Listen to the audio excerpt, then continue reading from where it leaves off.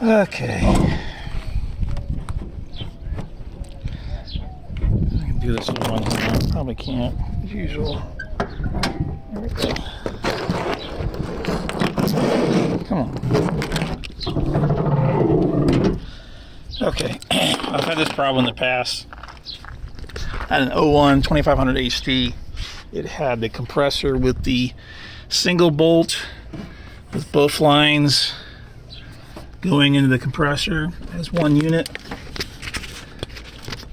And I had a hell of a time finding the compressor. This was back in 2015.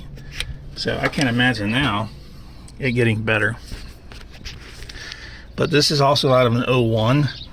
This has the separate, each line bolts on separate. I think I paid $115 for this compressor, and it was already full of oil. So if you're having issues, you can switch compressor styles. It is an LS compressor, so it doesn't care if it's an 8.1 or not.